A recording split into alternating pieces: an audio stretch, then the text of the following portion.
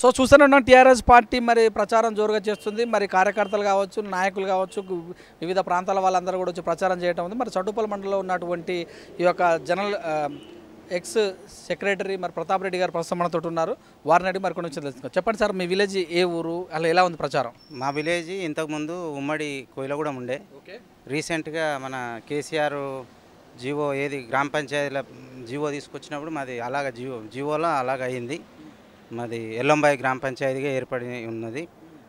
కొత్త గ్రామ పంచాయతీ ఇప్పుడు పర్లేదు మాకు, అంటే ప్రచారంలో భాగంగా మంచి స్పందన ఉంది పబ్లిక్లో.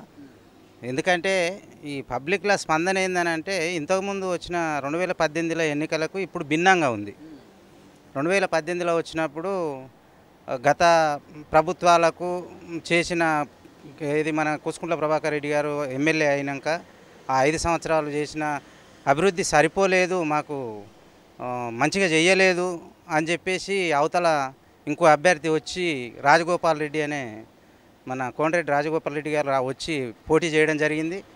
పబ్లిక్ ఇంకా ఏమైనా ఎక్కువ చేస్తాడేమో, ఇది తక్కువ అయింది అన్న ఉద్దేశంతో నమ్మి ఓట్లేసి గెలిపించడం జరిగింది. దాన్ని గెలిచిన 3.5 సంవత్సరాలు అయింది. ఇంతవరకు అప్పుడు ఓట్ల కోసం మా ఊరికి వచ్చింది తప్ప మళ్ళీ తర్వాతనైతే మా ఊరికి వచ్చిన దాఖలాలు అయితే లేవు. అందుకనే ఇప్పుడు జనాభాలో ఏమొచ్చిందని అంటే పబ్లిక్లో మొత్తము రాజగోపాల్ రెడ్డి గెలిచినాక మనకు కనపడలేదు. ఇంతకుముందు కూసుకుంట్ల ప్రభాకర్ రెడ్డి నయం ఉండే ఆయన ఇంతో అంతో వచ్చి తిరుగుతుండే జనాంలా చేసినాయి, ఆయన చేసినాయే తప్ప ఇంకా మళ్ళీ కొత్తగా చేసింది అయితే ఏం లేదు. ఇప్పుడు మాత్రం ఖచ్చితంగా కారు గుర్తు కోటేస్తాం. కేసీఆర్ అభివృద్ధి, ఆయన చేసే సంక్షేమ పథకాలకు మొత్తం మనం పోయి ఓటర్ని అడుగుతున్నప్పుడు ఓటరే మనకు చెప్పే స్థాయిలో ఇప్పుడు ఉన్నారు.